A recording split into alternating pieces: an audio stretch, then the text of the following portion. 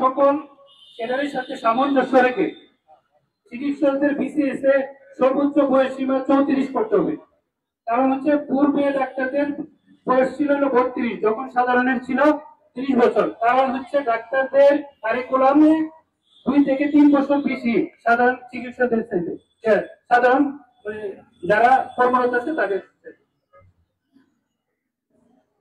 আমাদের দ্বিতীয় দাবি হচ্ছে 48তম বিশেষ বিসিএস এ বয়স সীমা স্বাভাবিক স্তরে বাড়িয়ে 47-এ পরে নিতে হবে এবং প্রজ্ঞাপন থেকে সংশোধিত যে প্রজ্ঞাপন দিবে তার থেকে 3 মাস সময় দিতে হবে প্রস্তুতির জন্য।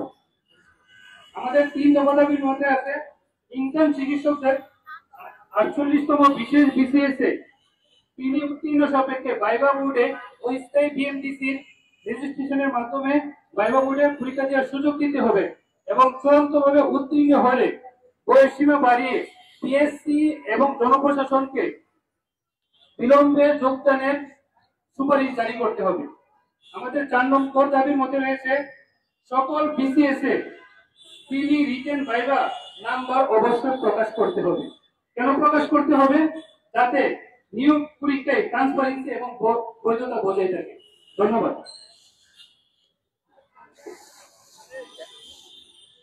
এখন আমাদের সামনে বক্তব্য রাখবেন আমাদের পিএসসি সংস্কার আন্দোলন কমিশনের চিকিৎসক পরিষদ কমিশনের মুখ্য সংগঠক ডাক্তার মাহফুজ হক চৌধুরী।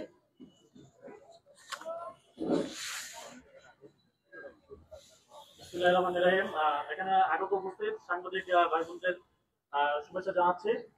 আমি doctor Mahfuzul Haque Chowdhury, Dhaka medical college থেকে গ্রাজুয়েশন করেছি এবং পিএসসি সংস্কার আন্দোলন চিকিৎসক পরিষদের মুখ্য সংগঠক হিসেবে দায়িত্ব পালন করছি। তো আপনারা ইতিমধ্যে আমাদের মুখপাত্র থেকে শুনেছেন যে আমাদের 4 দফা দাবিগুলো কি কি। আমাদের সাথে স্বাস্থ্য মন্ত্রণালয় সম্পূর্ণভাবে একমত। স্বাস্থ্য উপদেষ্টা বিশেষ সহকারী ডাক্তার সাইদুর রহমান স্যার, প্রতিমন্ত্রী পদমর্যাদা, উনি আমাদের সাথে একমত পোষণ করে উনি জনপ্রশাসন মন্ত্রণালয়ে উনি 2 বার চিঠি দিয়েছেন যাতে ডাক্তারদের এখানে 2 বছর বেশি করে প্রজ্ঞাপন জারি করা হয়। কিন্তু আমরা এতদিনেও সেটার কোনো ধরনের সদুত্তর আমরা দেখিনি বা আমরা আসলে জনপ্রশাসন মন্ত্রণালয় থেকে কার্যকর কোনো পদক্ষেপ নিতে আমরা দেখিনি।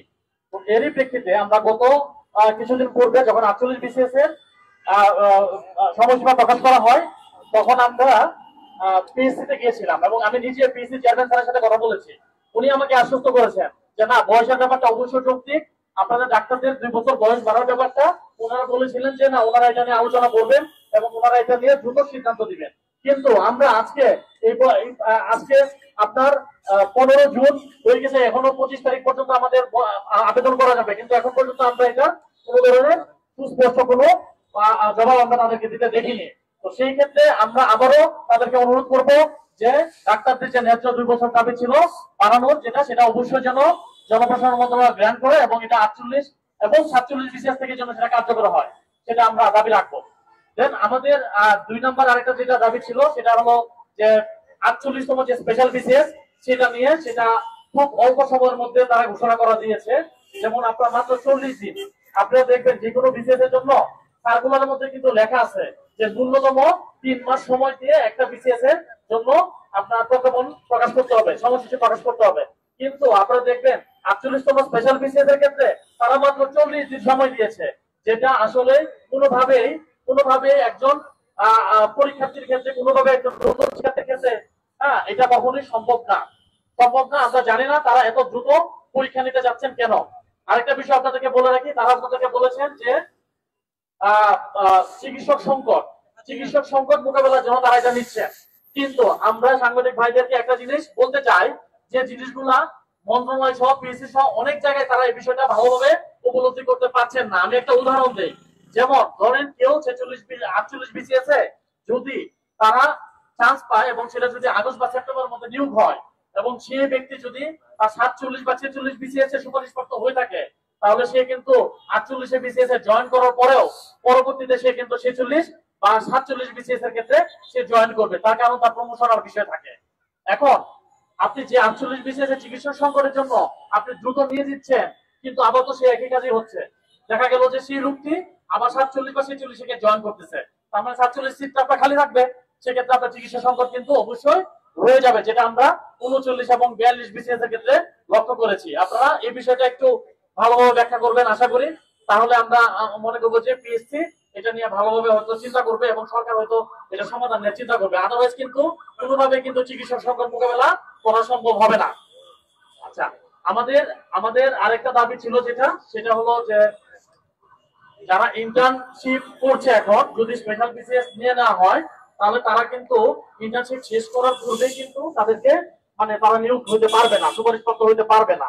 সেই ক্ষেত্রে আমাদের দাবি হলো যে ইন্টার্নরা যাতে তাদের সাময়িক সনদ, যেটা এমবিবিএস পাস করার পরে যে সাময়িক রেজিস্ট্রেশন, সেই রেজিস্ট্রেশন দিয়ে যাতে তারা সুপারিশপ্রাপ্ত হইতে পারে, সেই ধরনের একটা প্রজ্ঞাপনে একটা বিষয় উল্লেখ থাকা লাগবে।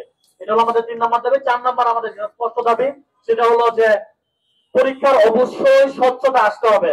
আপনারা হয়তো জানেন যে ঘটনা নিয়ে আজকের এই ফ্যাসিস্ট বিরোধী আন্দোলন শুরু হয়েছিল। আপনারা জানেন সেই ছাগলকাণ্ড থেকে শুরু করে সেই বিসিএস এর প্রশ্নফাঁস থেকে শুরু করে যেখান থেকে কিন্তু আন্দোলনটা শুরু হয়।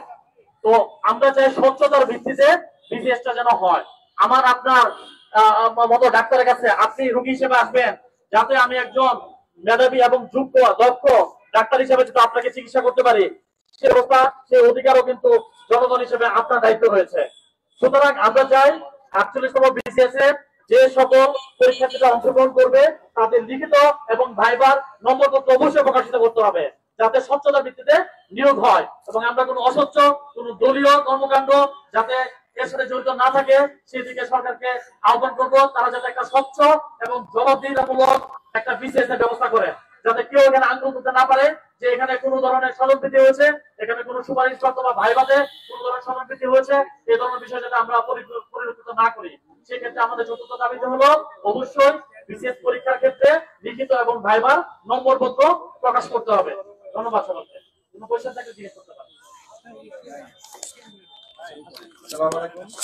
এখন পিএসসি সংস্কার আন্দোলন চিকিৎসক পরিষদের আহ্বায়ক ডাক্তার ইমতিয়াজ আহমেদ সিয়াম। ভাই সব তো ভেঙে এই আসছে ভাই ধরো তোমার তো না তুমি মাইকটা দাও এদিকে দাও ভাই কারেক্ট করতে আমি ক্লিয়ার এই হইছে আপনাদের খাবার ক্লিয়ার আচ্ছা মাইক হলে এদিকে দেন দিতে পারেন। আচ্ছা শুরু করব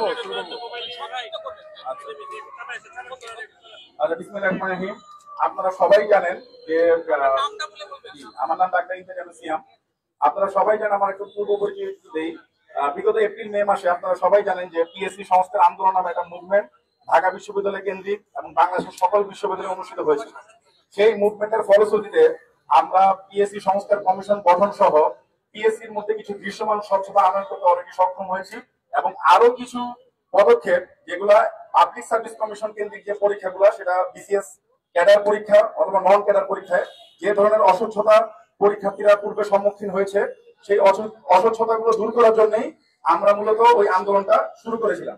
সেই আন্দোলনের ধারাবাহিকতায় এখন 48তম বিসিএস, যেটা শুধুমাত্র ডাক্তারদের জন্য নেওয়া হবে, সেই বিসিএস কেন্দ্রিক অলরেডি একটা মুভমেন্ট সারা বাংলাদেশের সকল Immigration to Canada. We provide the best quality service and solution for Canada immigration. Please visit our website and contact for details.